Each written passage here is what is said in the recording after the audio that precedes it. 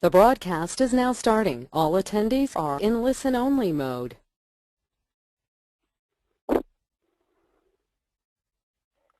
Hello, I would like to welcome you to today's webinar, Branding, Enough Already, I Need Sales. My name is David Goodstein, and I'm a webinar coordinator for the Outsourcing Institute. It is our pleasure to be the co-host of today's event with Netcast BPO Services. I'll be working in the background to help answer any technical or general questions that you may have. But before we begin, I'd like to quickly tell you about a few tools you'll be able to use throughout today's session. We encourage you at any time during the presentation to submit your questions to today's speakers. To do this, click on the question box, type your question in the space provided, and click the Submit button. Today's webinar is being recorded, and you will be receiving a follow-up email approximately 2 days after the webinar, which will include a link to today's recorded webinar and presentation slides. The webinar recording and presentation slides will also be available at outsourcing.com. First, I'd like to speak a little bit about the Outsourcing Institute for those who aren't familiar with us. The Outsourcing Institute is a professional association dedicated to providing independent best practices, tools, roadshow events, and networking opportunities for all forms of outsourcing. We specialize in providing low-cost alternatives for outsourcing buyers in need of RFP tool, vendor selection assistance, training, as well as general support and coaching. To show you some of our events we have coming up, first, we have the Outsourcing Institute Roadshow, which will be held on December 5th in New York City. And then we also have the Wall Street Tech Conference, which will be held on March 13th, 2013. So without further ado, I will now turn it over to our moderator, Martin Convoy, to begin the formal introduction and begin the presentation. Good morning, folks. Good to see you, and thanks for joining the webinar. My name is Martin Convoy. I'm the publisher of an online magazine called www.thesource, as in tomato sauce, thesource.net.au, and I'm actually in Melbourne in Australia. So it's just after 8 o'clock in the morning here, and I know that for those of you who are in New York, it's getting a bit cold and it's snowing. I've got a couple of people that who are experts in this area who we're bringing to speak to us today. And you can see up on the first slide here, Linda Chando is the EVP of Contact Center Services, and you can obviously have a look through her details there. But she's an expert on the subject matter expert on what we're talking about today, and she's got a lot of things that she's going to share with us. And our next speaker, if I can just go to the next slide, please, Dave. Scott Linder, who is in New York, and tells me it's snowing, and so he's also an expert on getting more sales, usually from the different channels and so forth. And once again, you can look through his information there, and that will tell you about his background and so forth. And I just wanted to let you know that, as David did mention earlier, for those of you who are on, these slides will be coming to you 2 days after the webinar. And of course, if you want more information, you can contact the Outsourcing Institute directly, and they'll help you with that. What we're going to do today is we're going to listen to both speakers. We've got a couple of polls, and we're going to have questions at the end. So essentially, your takeouts for today will be how to maximize your web leads, and how to get more revenue and cross-sell and upsell from your existing contacts. And of course, the other takeout for you, if you want to contact either Scott or Linda, their details will appear at the end of the presentation. So on that note, I'll hand over to our first speaker, Linda, and we'll go forward from there. Hi, everyone. Glad to be here today. So we have a lot of details. Don't worry about taking notes. As he said, it'll all be available for download. And hopefully the information here will help give you some new ideas, as well as maybe get that spark going and give you some basis to present to your powers that be for your ROI. So we really want to focus on 3 things. We want to focus on our branding, marketing, our contact center, and then upsells and cross-sells. And all 3 of these 3 key areas come together to help us really maximize our revenue. So as we move into the next screen, there we go. It will move. Well, I'll keep talking. We're going to look at our branding. So really, there's a lot of questions anymore. Are our efforts being effective? So Marketing Sherpa did a survey. And in this survey, they found that universally, all avenues, whether it be the website design, there we go, whether it be the website design or the telemarketing efforts, whether it be your email marketing or your direct marketing or social media, that B2B marketers really felt that there was a huge decline in their results from 2010. So it's becoming more and more challenging to get different results. And I think at this point we all ask ourselves, you know, is this insanity? Everybody knows the definition of insanity, right? Doing the same thing over and over again and expecting a different result. So today we're going to try and come up with some new ideas and some new ways to approach our challenges to increase our revenue.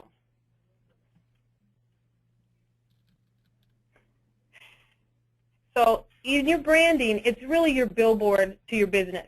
Your website, your social presence, all your e-marketing tools are an excellent, you know, moving billboard. But the problem is it can be a wall. And so you want to make sure that when you find these customers, are you engaging them? Are you closing them? And this becomes really critical. We all get so caught up in the message of our website and our social media that we kind of forget the function of it. So here we have a bright, we need to work on our timing, don't we? So next slide. Sorry, everyone, I don't have my enter button. There we go. So your brand is important, but you don't want to get caught up in that, you know, and forget the goal. Our goal is really about the revenue, and that's why all of us work to make sure we get a lot of attention and likes and that sort of stuff. So as we look at the e-commerce and social media, we understand that exponentially each year it's growing year over year. Q4 of 2011 was the 9th consecutive quarter to see an increase, and it was the 5th consecutive quarter to see double-digit increase. Now, given the economy in the U.S., those are some pretty staggering numbers. And whether we like it or not, everybody is embracing this social media as a normal part of their life. Even us old folks have begun to use it and adapt to it. I think when my mom starts using Twitter, it might be the end of us all, though. So if we look at e-business impact on our businesses, this next slide will show a bunch of stats. Excuse me. But the real takeaway is this, that while there's been growth in every sector, the retail, the services, the wholesale, and even the, hey, David, do you want to move to the next slide for everybody? There we go.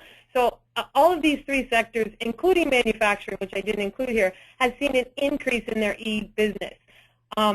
Interesting, though, if you look at the percent of revenue in retail, only 4% of retail business is done on e-commerce. Now, that seems a little confusing, but if you take out all of those storefronts and brick and mortars that don't have any web interface in terms of placing orders, and you focus on only those retail businesses with e-commerce platforms, 51% of their sales are done over the web. So clearly this is something we can't ignore, and it's how can we make it better. So as we move on, we look at specifically some things where we can leverage in social media to drive more business.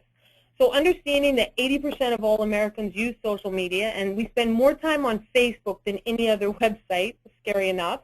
Experian is estimating that 91% of online American adults, which is about 129 million people, access some form of social media.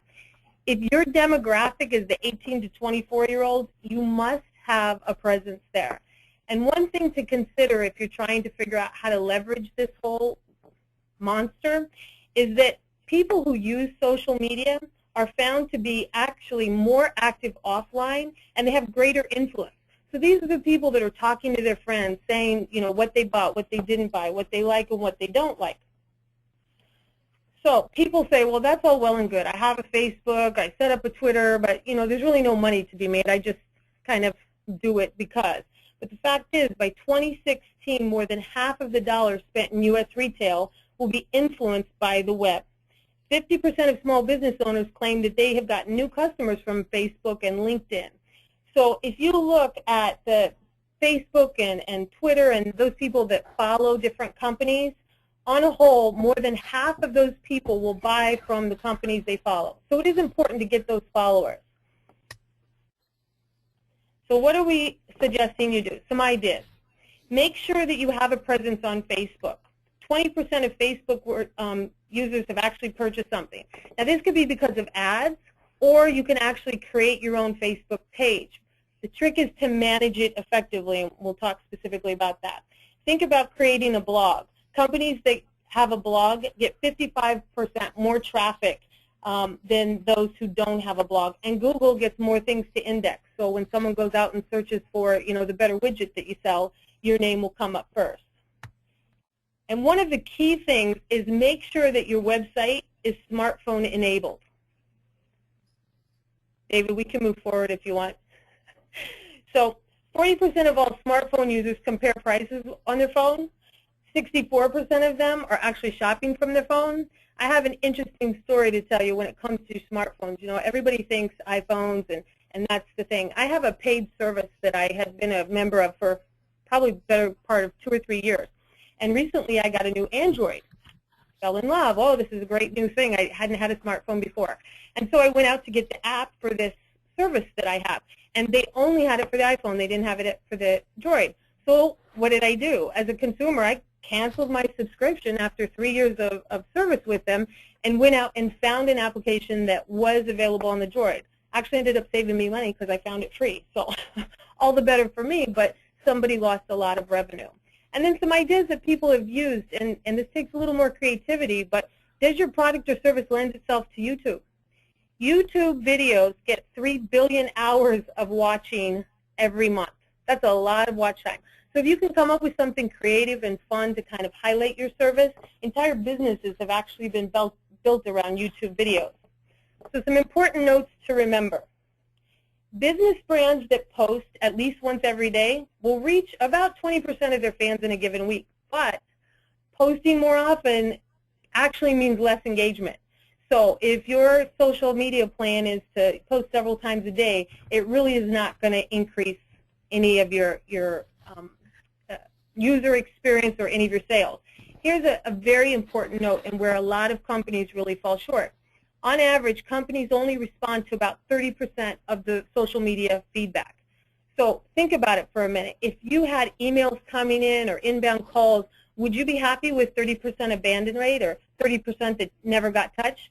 It's critical that within your electronic presence, you're interacting with your customers, that you're responding to them. Even if you don't have a team of people who can actively interact and post and things like that, keep in mind it's important that your web chat options or your how to reach us is readily available. If within your space somebody has to search to find you, they won't have a good experience and they're not going to buy. One of the kings of how to do this actually is 800 Flowers. I was online the other day placing an order for my niece who's recovering from surgery, and this little box kept popping up on me, do you want to chat with someone? And I kept thinking, am I that bad at placing the order? What is triggering this little thing? I honestly don't know, but it showed up a couple times and I kind of ignored it. And then all of a sudden I was in the middle of trying to figure out the shipping, and I said, oh, you know what? I've got this little chat right here. So I chatted my question. Within like 2 minutes I had an answer. It left me with such a good feeling. Not only did I, was I thrilled with it, am I talking about it now, but I actually decided that, you know what, my niece deserves that extra box of pretzels. It's going to be delivered today, a week later. So they even got me on the upsell because the experience was so positive. And so within this now we kind of move into the contact center services. Keep in mind that how your agents treat your customers is how you treat them. They are your face, whether if someone's calling in or emailing or doing a live chat or whatever interaction, however they're treated is your message to your customers. So make sure that consistently across your organization the training is the same, the messaging is the same, and that you're optimizing your performance through better technology and use partners if needed. So at this point we kind of make an outsourcing call out. If you don't have the ability to bring on more staff or use the latest technology, an outsourcing partner could be your perfect solution because it gives you an ability to do more with less. You can leverage technology without the full investment, and it gives you a much quicker ramp time. So outsourcing is always a good solution there. I think at this point we have I've moved a little quicker than David expected. We have a poll to take. There we go. I'll this is Martin again. All of you looking at this, there's we just want you to select in the little circles there. Of those that contact web leads via voice, what's the average time to contact? So you've got a choice of 30 minutes, less than 12 hours, less than 48 hours, and more than 2 days. So if you could make your selections and just click in the appropriate box, and then we'll get Linda to draw some conclusions from that there. So now, one of the interesting points that Linda made was about outsourcing and 1-800-Flowers. And of course, in the US, there's we've been reading the material from the recent election, how important the Hispanic vote is. So obviously, if you are thinking about outsourcing, you may like to consider languages such as Spanish as well as English if you don't have those languages already resident in your own organization. And we might ask Linda to talk about that as well. So, okay, Dave, if we can have the results. There we are. All right, so Linda, I'm back to you, and you're the expert, just to make sense of that for us. Excellent. That's actually pretty impressive. In terms of seeing, as you guys can see, the majority is less than 48 hours. And this is huge and very positive, because given the marketing data that we acquired from Google, it's actually over more than the 2 days. So we don't have anybody that showed on that today. So excellent job. Let's take a look at this case study and give you some ideas for those of you who are in the less than 48 hours. Let's see what could happen looking at some real life examples if you sped that up a little bit. So the first case study is actually from Marketing Sherpa. There was a B2B direct marketing company. They did small to medium business. They had an online presence but no way to order online. So you could go on and you could say, you know, please send me more information or give me a call, but there's no way to order.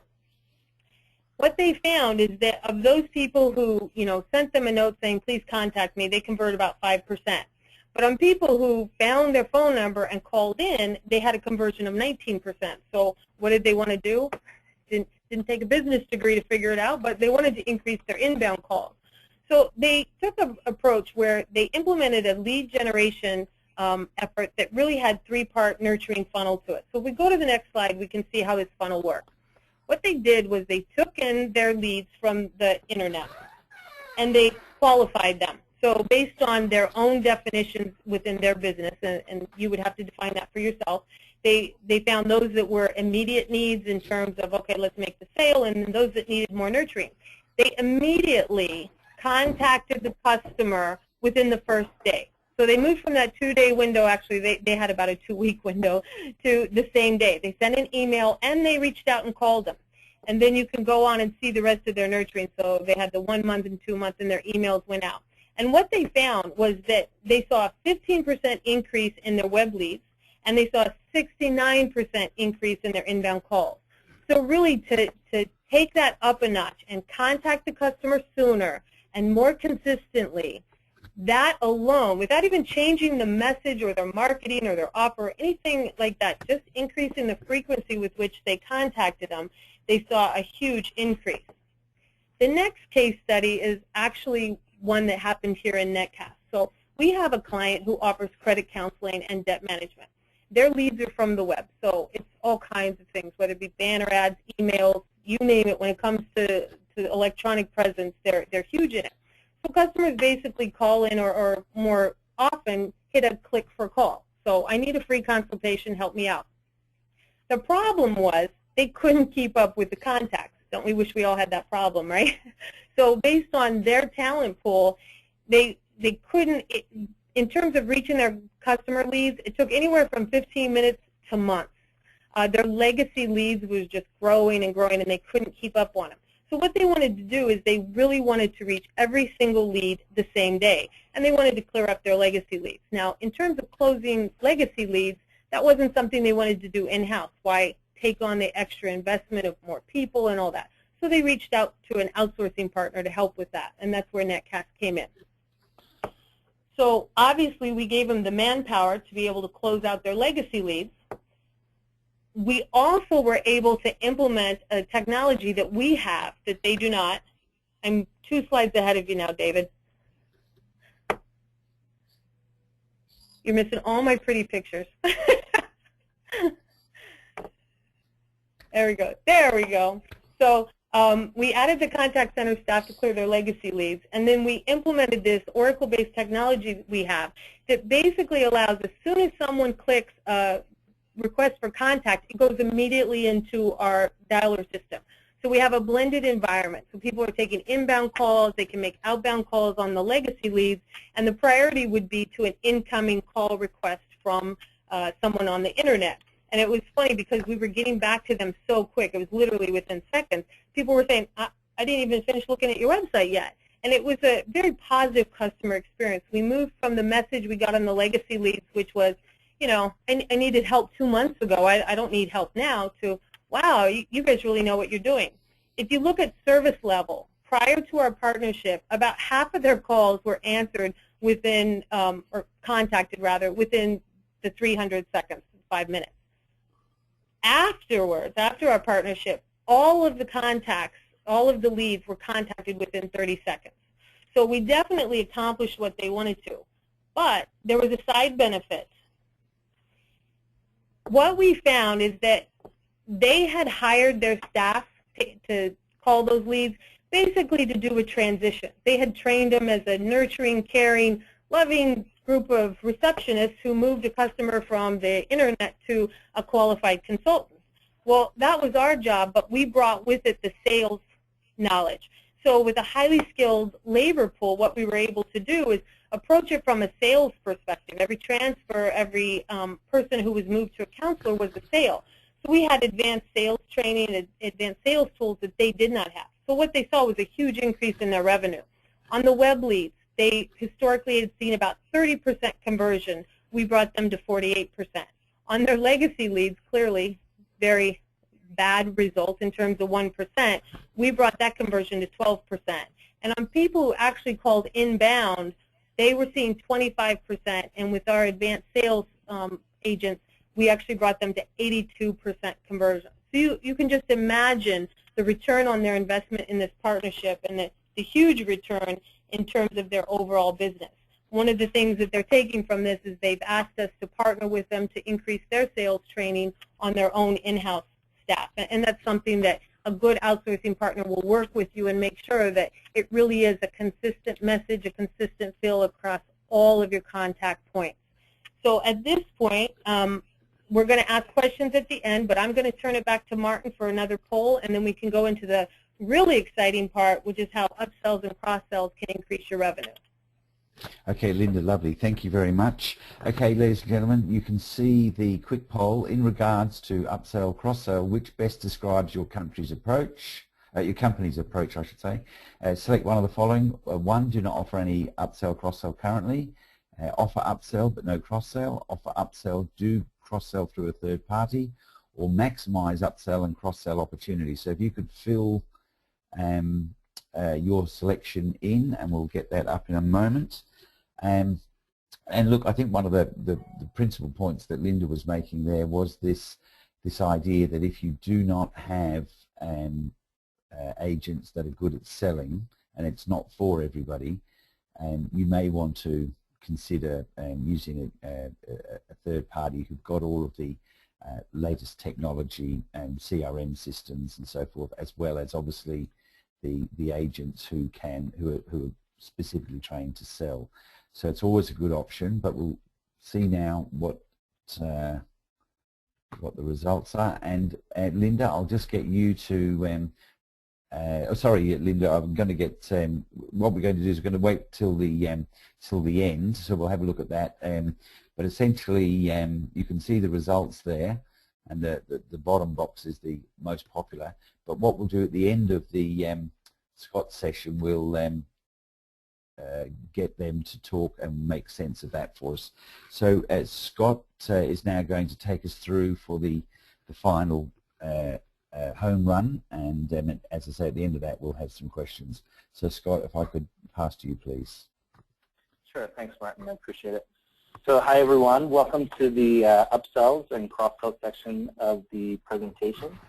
So what's the difference between an upsell and a cross-sell? Basically, an upsell adds profit, generally used to target merchandise to help clear it out, or enhance the customer experience. So an example, yes, I'd like to have that in the color silver or the gold model.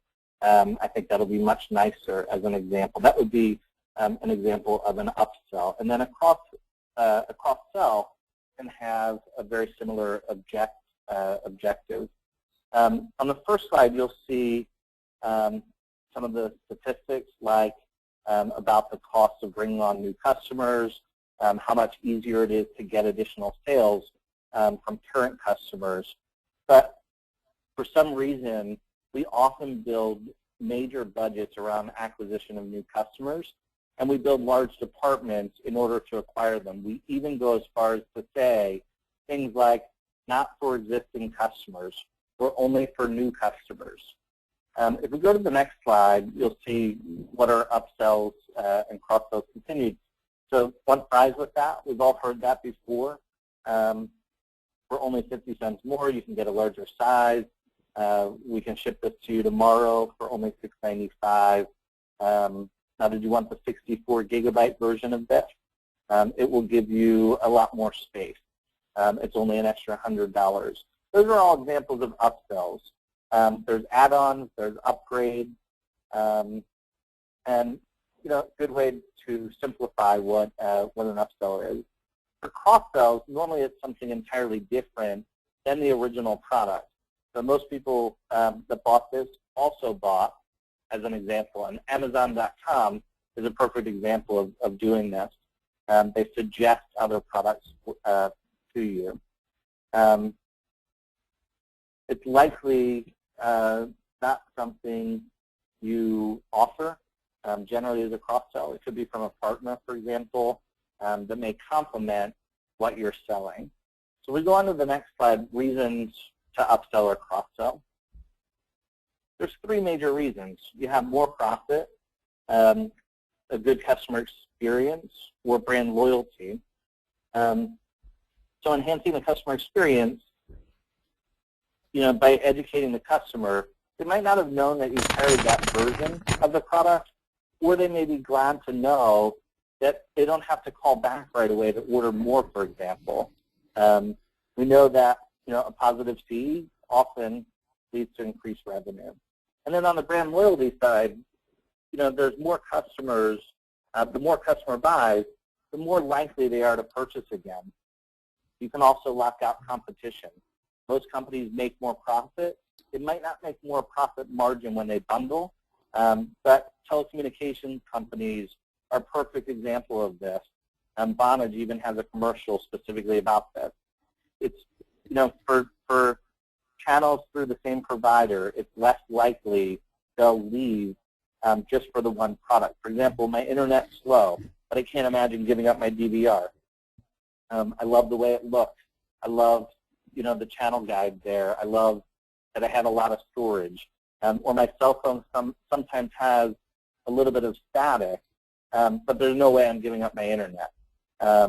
So, we know as well that if we go with an individual product, for example, if I have internet here, my landline there, and maybe another company I have my TV with, each one of those added together is going to cost me as a consumer much more. So, again, it can help to give brand loyalty.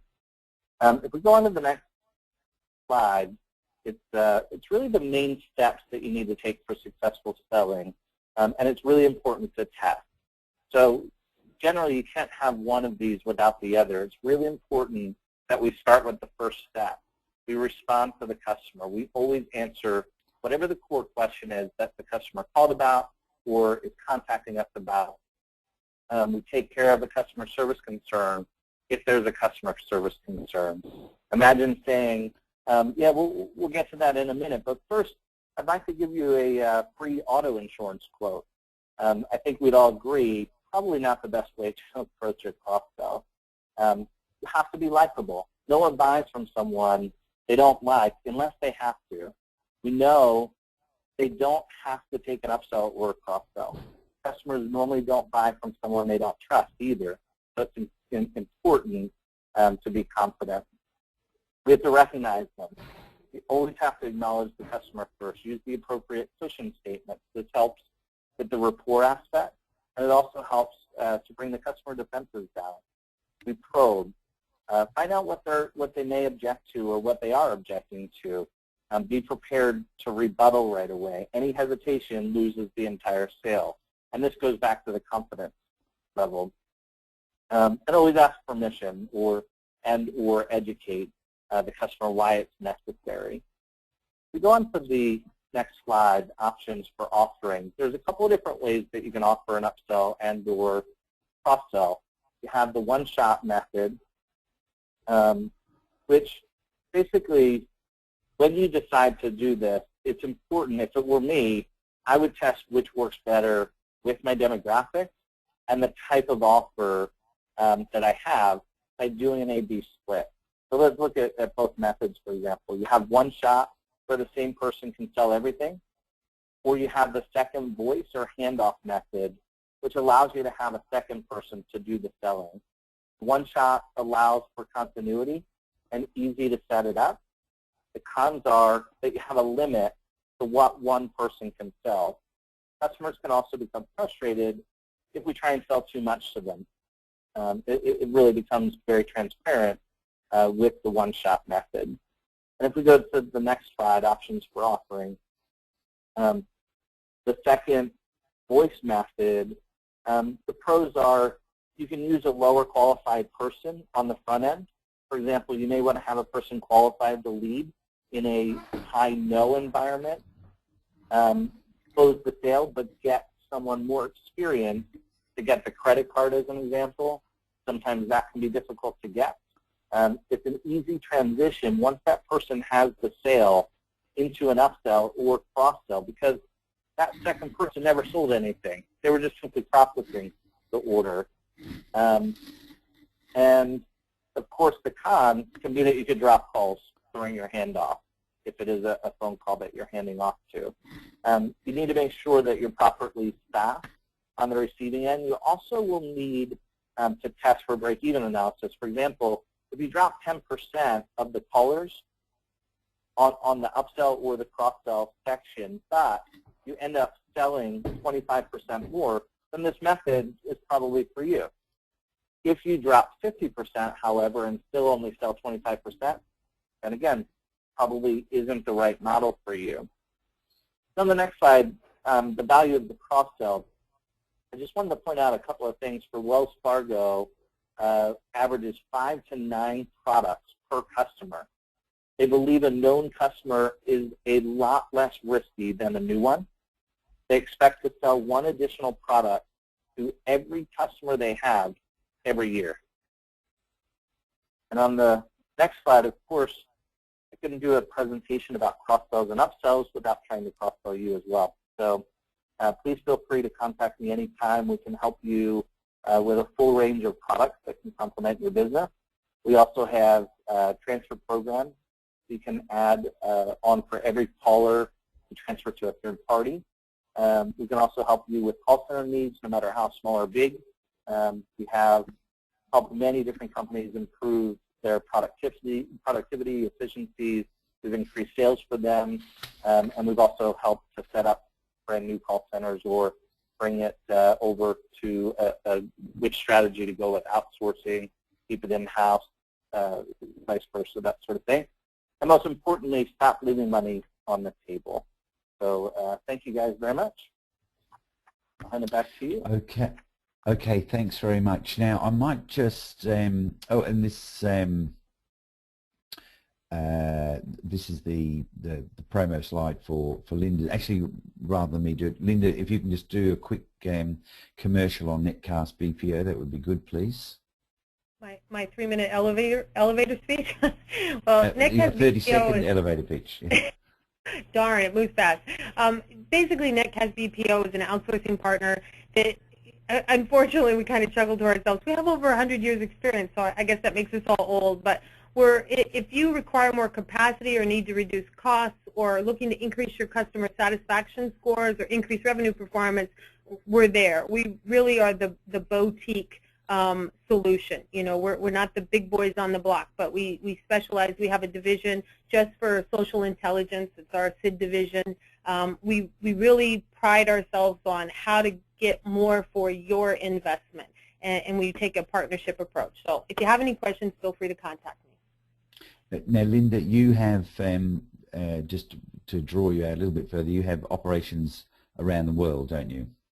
Correct. We have operations in California as well as the Philippines. Okay, very good.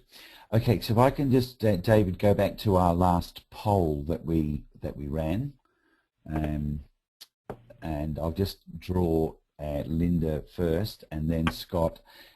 Now, this was where we were, which best describes the company's approach, and you can see that 75% opted for maximise upsell and cross-sell opportunities. So, Linda, ladies first, what's your take on that?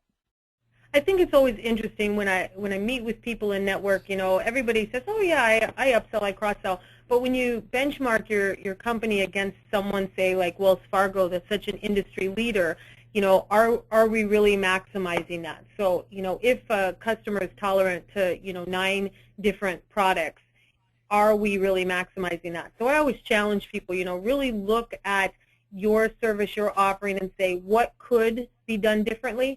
And you know what, if your imagination doesn't take you there, talk to other people, find out what works, talk to an expert such as Scott or someone who has years of experience like myself, and you know, that's my diz around. You never know what else you could add on. Okay, very good. Now, just before I draw Scott on this, some of you may have some questions, and you'll see there's a dialogue box where you can tap your questions in. If you could just think about that while Scott's just sharing what his views are on the poll. Yeah, I mean, I agree with everything Linda just said. I mean, you know, it is interesting to see everybody's response and that they're maximizing upsells and cross-sells, and that's fantastic to see that everybody's already doing cross-sells and upsells. So that's really good to see there's not anybody that isn't offering. So I think everybody understands how important upsells and cross-sells actually are. And then I think in terms of maximizing, I think you'd be surprised, like Linda had said, to Linda's point, how many opportunities there really are. Sometimes we think that we're maximizing because we got an extra sale, but I've seen as many as 6 or 7 additional sales, even 8 sometimes, on specific contacts.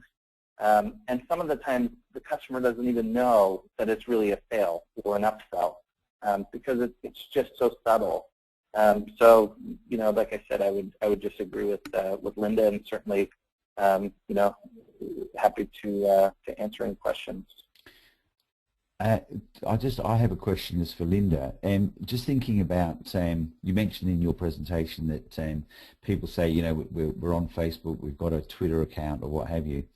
Do you find that some people basically pay lip service to social media in that it's more or less driven by the customers or the market, and the companies are always paying catch up, and that part of your job is to actually educate them about how to best use the tool or the channel, and then they realize that they haven't got the resources to handle the volumes or what have you. Do you find that first part of your challenge is to actually educate them about, you know, what's really happening?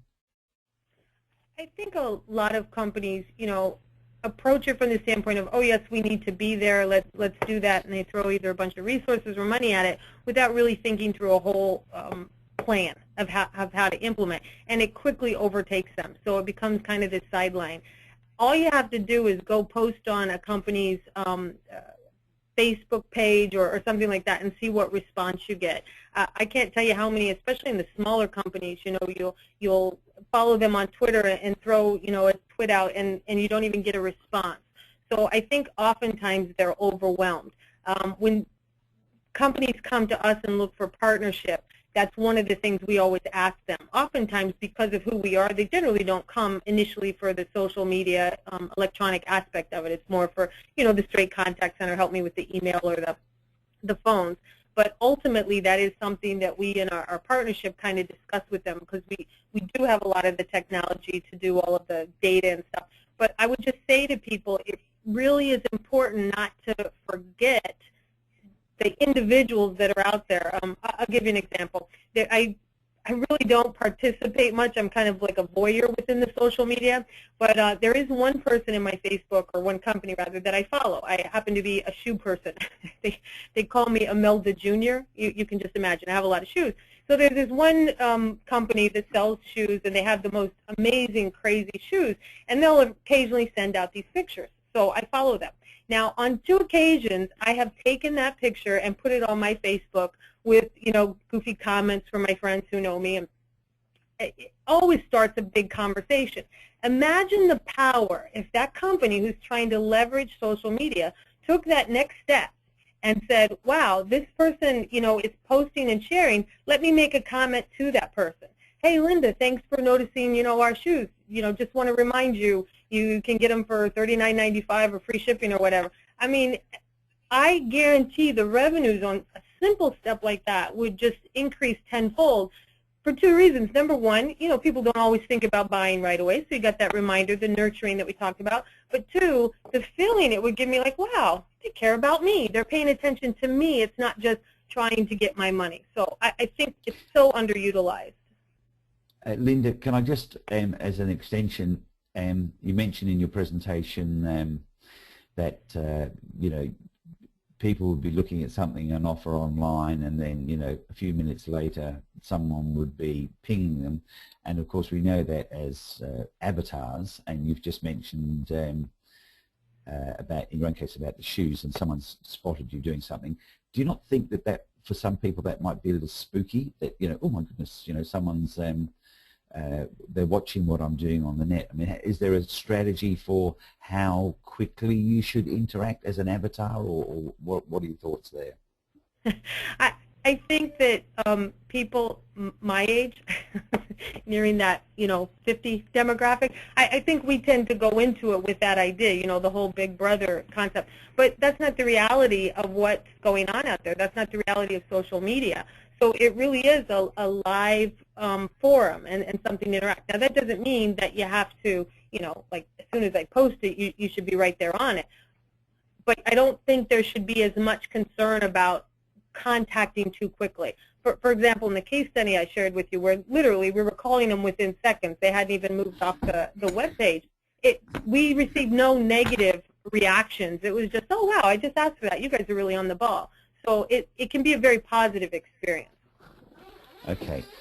Now, Scott, just to draw you in, so before they, the potential clients get to someone like Linda, they're going to need to talk to you to actually understand what's the best track for them to take. So what type of an audit would you do in your consulting capacity to advise people about the best direction, given that they're not selling shoes, they might be a steel manufacturer, for example? Yeah, I mean, I think ultimately what I would do is assess what they're already doing and take a look and see where there might be opportunities. You know, generally I have a 5-phased approach that I take, and one of them is just a brief assessment, and then we go back and look at different solutions. We help with implementation. It just depends on exactly what the company is looking for and what they need. But certainly, you know, we would look at what their target is, what they want out of it, and what they're looking for exactly. But certainly, you know, it's important to understand what the goals are and how we can help with that. So. So just you know, for someone who's a newbie to the to this channel and so forth, is there three, in terms of the checklist, you know, these are the three things that I must make sure that I'm doing correctly. Would you have a little bit of advice there? Yeah, I mean, I think just following the steps that we talked about earlier, those 5 steps in terms of you know, being able to make the offer. I think it's important that we never want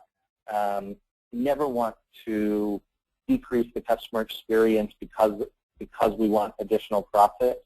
It's just important to look at what are the best ways to offer a customer an upsell or a cross-sell. How do we get what we need out of it aside from profit, but also you know, just identifying exactly what we want.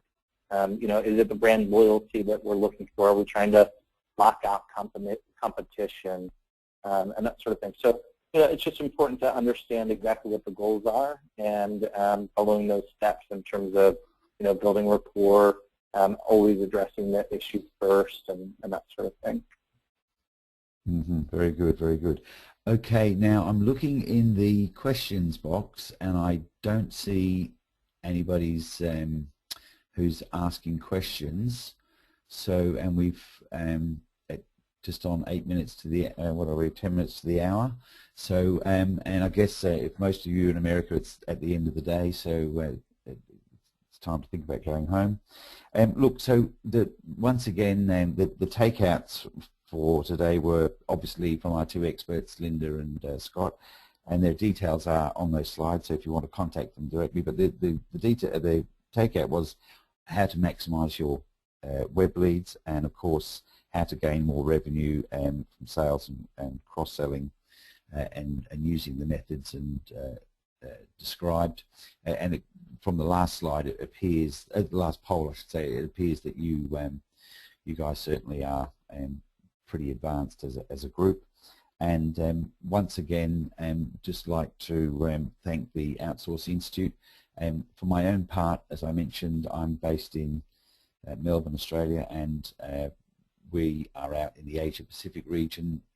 Just in terms of information, if you were interested in looking at www.thesauce.net.au, we write about BPO and so forth. So on that note, unless there is David back at headquarters, I think we've covered everything, have we? Yeah, I think that's great, everybody. On behalf of the Outsourcing Institute, I would like to thank everybody for their presentations and thank everybody who's come to listen to us. You'll be receiving an email in approximately 2 days, which will have the presentation recorded link on it and the presentation slides as well. And there'll also be contact information for all the speakers on there as well. So feel free to contact them if you have any questions. Thanks. Okay, on that note, ladies and gentlemen, I'll thank you all for your time and bid you all good evening. Thank you. Thank you. Okay.